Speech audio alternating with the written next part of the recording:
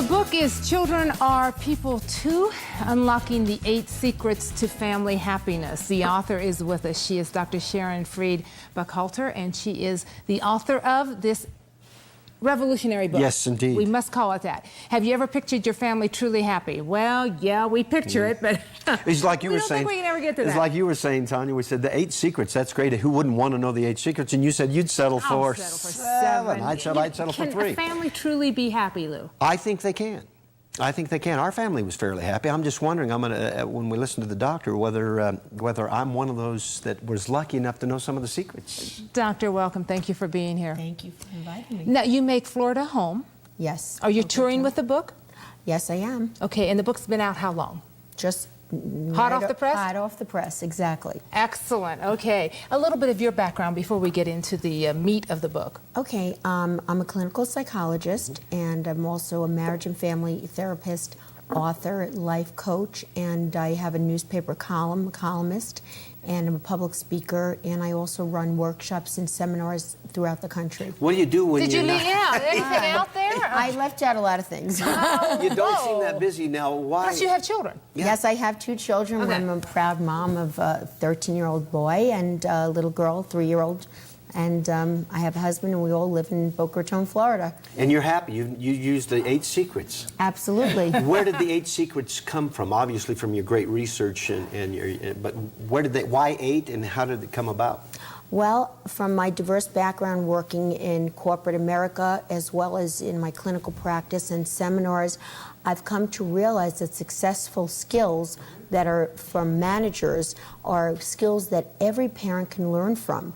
That when managers include their own employees in their own life plan and their goal setting, they become more productive, more cooperative, have higher self-esteem, and more job satisfaction. You know, it's a cliche, but of course you can pick your friends, you can't pick your family members. Exactly. Obviously. So sometimes it's much easier to have a relationship with friends.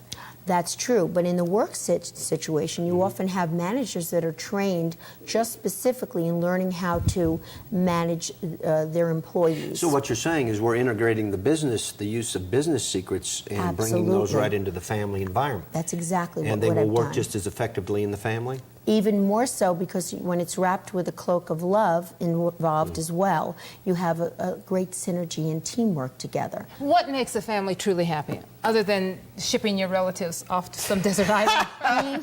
Being heard, There you, okay, and having respect for each other. Many people don't respect the child as being a part of the family that has any say. You know? I.e., children are people too. Absolutely. But you know what? I think that comes from, again, and I hate to say it, but our generation, we used to sit down at the table and we used to talk. Absolutely. And what you're saying is about communication. And I think the children were heard, at least I believe, more, and we had more communication in the years past than we do currently. What do you think? I you believe agree with that? Absolutely. We're really in a techno society where people, you know, one person's off on the computer, next person's doing Nintendo games. Or something's plugged into somebody's ear. Absolutely. And what happens is that we're breaking down the communication. Aren't we breaking down respect too? Because just like, don't bother me now, Mom and Dad. I'm busy with this game right now that I've got guns and I'm shooting people.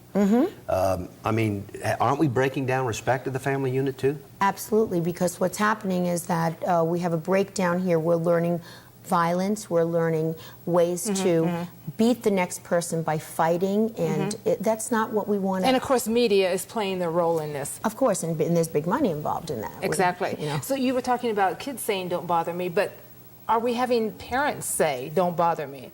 I have 2 jobs, I've got to do the laundry, I've got to run you here and do that. I mean, does this happen? Absolutely. I think that's why this book is so important, because it's a self-help and parenting book.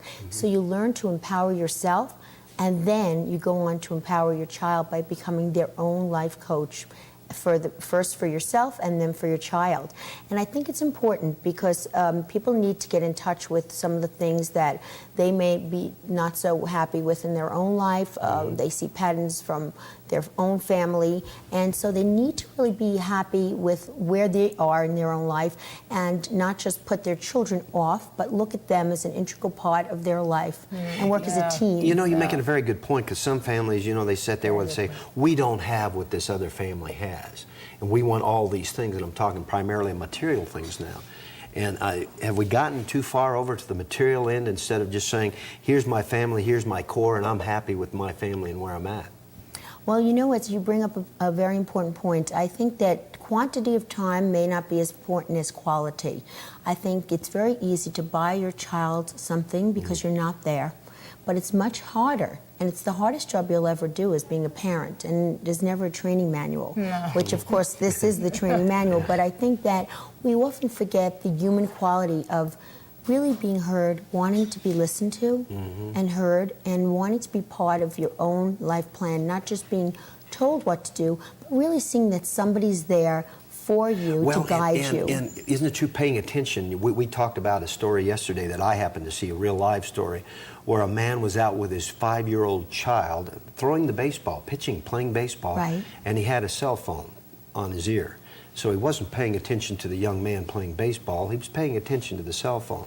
Lack of attention, and I know if I was that 5-year-old child, I'd say, you know what, there's no attention being paid to me here. Things are more important than I am. But is that child so used to cell phones and technology, does he notice that? I believe the child would notice that, because if you were with your friend and you were out as an adult, wouldn't you notice if your friend was spending lunch with you and sat during the whole lunch hour and spoke on the phone, except for an emergency here and there? Well, we see that every day, though. I know, but how does the person feel? Exactly. Isn't that one of the secrets, is to pay attention, eyeball to eyeball, and talk to one another? Well, one of the 8 secrets, which is very important, is also having empathy for others and really being able to understand what it's like to be in the seat of the other person. And I think that that's an important thing that we lose touch of in our own families, and children certainly are not being taught this. Exactly, and they do not take it into adulthood and into their walk of life. No, and that's why this is so important, this work. When we come back, children are people too, and we have the author with us talking about the 8 secrets to family happiness. Don't go away.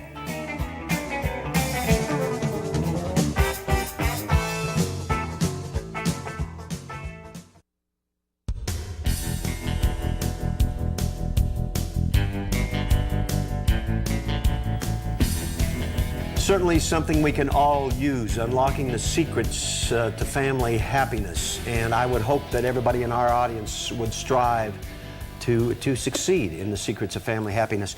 And we're talking, of course, at the break we're talking again. This is a very important subject, I think, for America today. I think a lot of what's wrong with America today, what's wrong with the world, is lack of communication, lack of family values, lack of finding those secrets and holding on to them. We were also talking about, Doctor, that, and I hate to say this because I'm an older guy, but we need to go retro. And we need to go back to those values that many of us grew up with. Isn't that what some of the secrets are? Absolutely, Louis. That's very true. The book really talks about the 8 secrets, and I don't want to get into the specifics because I want everybody to get out there and buy the book. Of course. But the most important thing is that we really need to get back to the value of the importance of family and teamwork, working together, sitting down at the table, and I actually go through a whole workshop exercise in the book where you can actually sit down and learn how to communicate again. It's a lost art in the family. Gather around the dinner table. Absolutely. We did that growing up. Our generation did that. And of course, what about now? Exactly. The generation now will tell you, well, it's not that important. We do other things and such. I don't quite agree with that. I don't think there's other things that can replace that.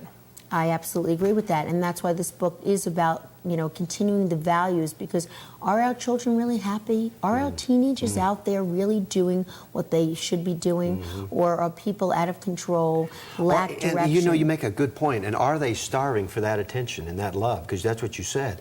You know, the lack of paying attention to people or eyeball or sitting at a dinner table, they may look happy on the outset, superficially, but are they really happy?